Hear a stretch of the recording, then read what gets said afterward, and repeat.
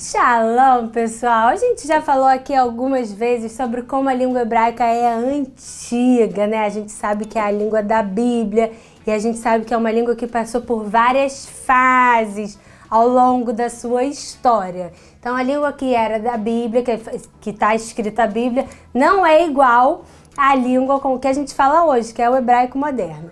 E aí, o que acontece? Os linguistas, normalmente pegam a língua hebraica e dividem em 4 fases principais. Primeiro é a fase da Bíblia, é a mais antiga, da qual a gente tem registro histórico mesmo, e a gente pode estudar e tirar bastante coisa a partir dele. Depois tem a fase dos rabinos, dos sábios, que é a fase onde eles escreveram o Talmud, a Mishnah. Se você não sabe o que são esses livros, são os livros de interpretação da Bíblia do judaísmo. Eu já fiz vídeo explicando sobre eles.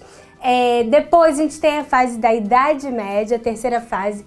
É a fase da Idade Média, que o hebraico não era uma língua nacional em nenhum país, não era uma língua falada no cotidiano em lugar nenhum, ela era língua de rezas, de orações, e mesmo entre os judeus podiam se comunicar por essa língua, judeus de lugares diferentes do mundo. E a gente tem o hebraico moderno, que é o hebraico de Israel hoje em dia, que é uma língua viva, que está toda hora crescendo a quantidade de palavras, enfim.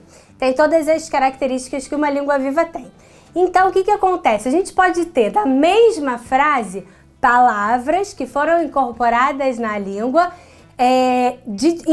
nessas diferentes fases. E eu quero mostrar para vocês agora uma frase bem, assim, comum daqui, uma frase que não tem nada demais, poderia ser falada no dia a dia de qualquer pessoa.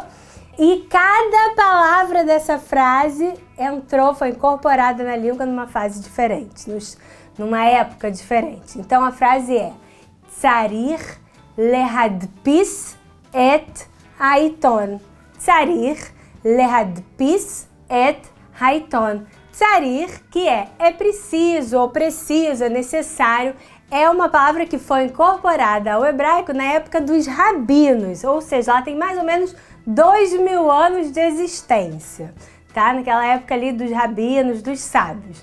Lehadpis, que é imprimir, é uma época que foi incorporada durante a Idade Média. Não podia ter sido muito antes, porque a gente não tinha essa ação antes disso. Então, foi incorporada ao hebraico durante a Idade Média. Isso também é para vocês verem que muita gente fala que durante a Idade Média o hebraico estava morto.